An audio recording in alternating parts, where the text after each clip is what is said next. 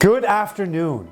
Today I'm going to talk to you guys about how exactly a real estate agent gets compensated. If you're somebody who's considering getting into real estate, or if you're somebody that's thinking about partnering up with someone to sell a house or buy a house, you probably want to understand exactly how that agent gets paid. My name is Peter Garonis. I'm a licensed realtor, property manager, owner, entrepreneur, and what I do in part is I take information from people that are smarter than me or more successful in their fields, and I share that information. I do that for two reasons. The first reason is when I teach someone something, it really helps me remember that information. And the second reason, and a little more selfless, is kind of my way of paying it forward. So a lot of successes that I had over the last 5 years, 7 years, 10 years in business have really come off the backs of support and guidance from other people sharing information with me. Today we're going to talk about, and what I want to share with you guys is exactly how a real estate agent gets compensated for the work that they do. Now you're probably wondering, what is the benefit, or why would I need to know this? Well, if you're somebody who's actually considering getting into real estate, compensation should be one of the first things that you would want to know.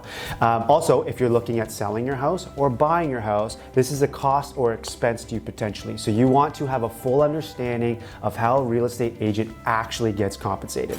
So before we sink our teeth right into it, there are a few things that I want to asterisk or kind of caveat. The first thing is, different rules and different bylaws apply to different regions or different countries. Now, the information I'm going to share with us today is really going to be a generalized, blanketed statement. But for the most part, the application will apply to wherever you live. Just the numbers might be a little different.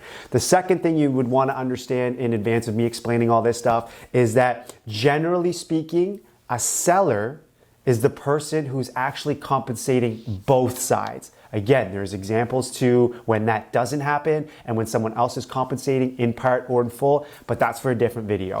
And then the third kind of general comment that I'm going to make around the compensation is I'm going to use a percentage split or cut that is an average of what many brokerages use when they pay their clients. So first and foremost, let's jump into it. How does a real estate agent actually get paid? When someone is selling their house, known as the seller, this person is actually who's going to be offering the commission to both buying side and selling side. Generally speaking, in Halifax, in Nova Scotia specifically, there is no cap to what that percentage is. What I mean to say is, as a listing agent, you can charge 5, 6, 7, 8, 9, 10, 15, 20% of the sale of the home. But what you generally see is a 5% commission. So we're going to use 5% as the example for the rest of our video today, just to keep things simple. Now, that seller offers 5% for the sale of the home.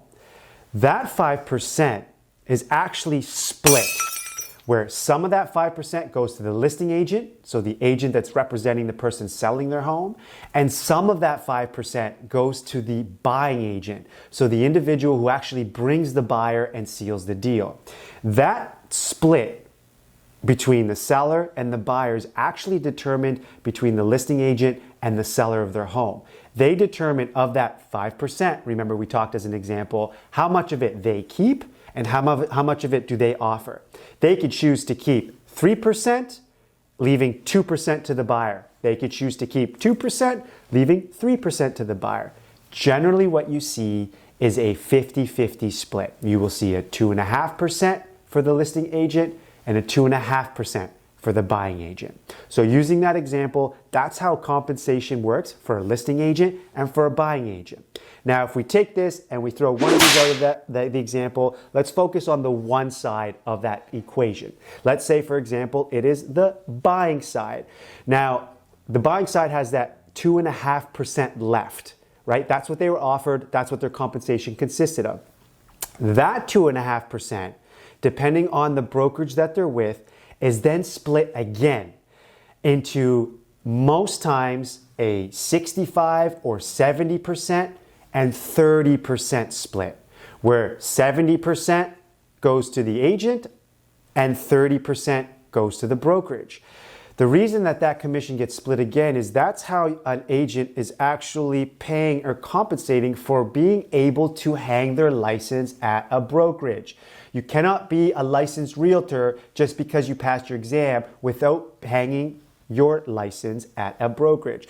Now, the split, which is what that is called, varies from brokerage to brokerage. There is brokerages that give their agents let them keep 65% and take the 35%.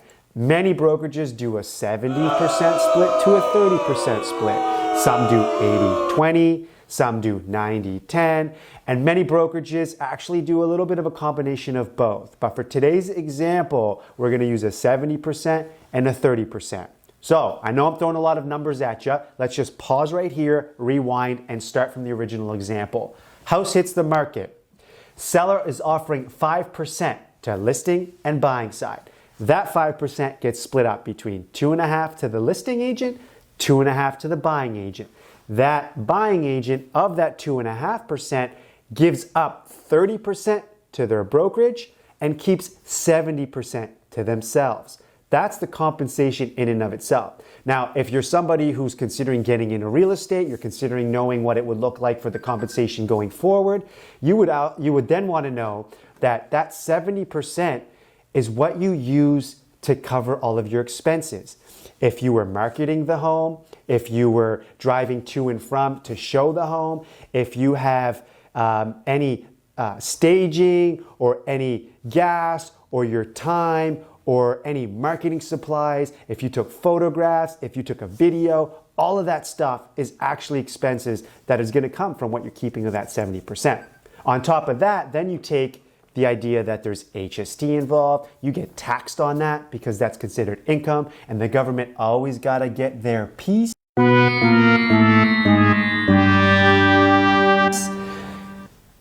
All of that stuff is coming from your what's remaining of your 70%. Now, I highlighted if you're somebody who's thinking about getting into real estate, that's something you would want to know, because if you're watching this and you're a seller or a buyer, you really don't care that the agent has to pay for all of those things. You don't, because it's not your problem. But now you understand exactly why sometimes an agent might be adamant about not reducing their commissions, or they might be adamant about why they're charging what they charge, especially if your agent is providing all of these additional benefits or added value: photographs, drone shots, videos, several meetings, reviewing offers, all of that stuff.